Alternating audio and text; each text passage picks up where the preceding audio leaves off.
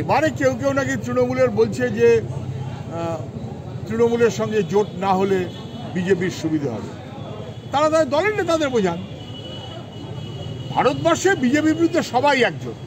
যেখানে তৃণমূল নেই, পশ্চিমবাংলার বাইরে তৃণমূল নেই, ওখানে যেন তৃণমূল গিয়ে বিজেপির বিরুদ্ধে বাকিদেরকে বিভক্ত না করে, এটা আমরা চেয়েছি।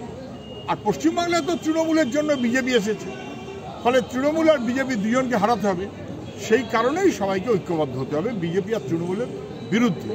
এর বাইরে যদি তৃণমূলের কোনো নেতার কোনো কথা থাকে সে তার দলকে বলবে। আমাদের কথাটা অত্যন্ত স্পষ্ট, তৃণমূল বিজেপির বাইরে সবাইকে একজন করবে। জোট নিয়ে তো এখনো পর্যন্ত কিছুদিন আগে পর্যন্ত মালদা মুর্শিদাবাদ ছাড়া বিশেষ কিছু থাকছে না, কিন্তু এখানে কংগ্রেস আবু হাসেম খান চৌধুরী বলছে যে সিপিআইএমের নেতারা ভালো মানুষ, কিন্তু তাদের জনসংযোগ সেরকম নেই, মানুষের কাছে সিপিআইএমের সেই জায়গা। ডালু শেখ তো ডালু বাবু ডালু খান চৌধুরী, মানে ভালো নাম হচ্ছে আবু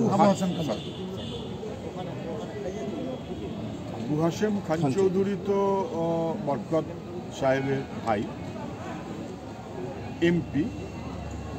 এমনি বয়স যাই হোক না কেন, এখন উনি এমপি আছেন, শক্ত অশক্ত কিছু একটা।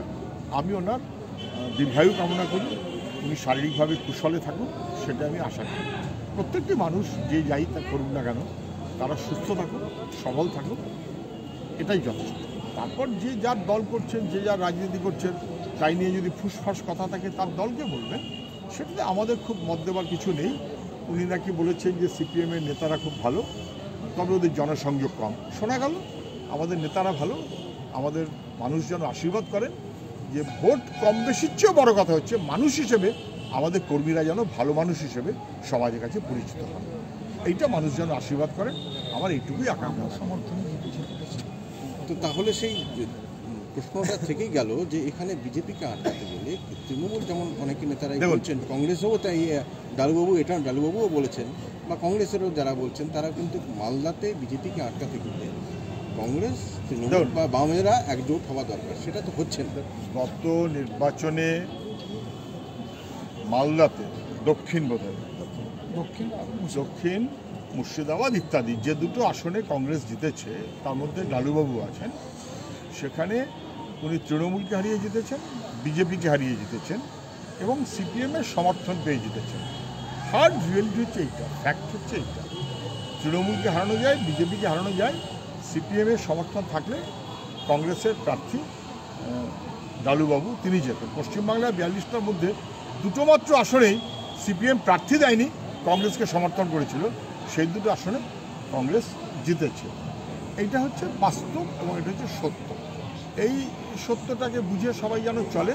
তৃণমূলকে হারাতে হবে, তৃণমূল সর্বনাশ করে দিয়েছে। আর বিজেপিকে হারাতে হবে, কারণ বিজেপি সাম্প্রদায়িকতা ইত্যাদি যা আছে তো আছেই, তার সঙ্গে পশ্চিমবাংলায় তৃণমূলকে পিছন থেকে সাহায্য করে দিল্লির বিজেপি।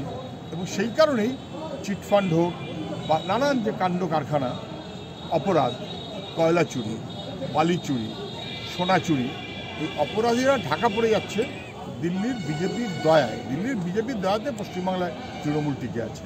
বিজেপি তৃণমূলের বিরুদ্ধে আমাদের একজোট হতে হবে।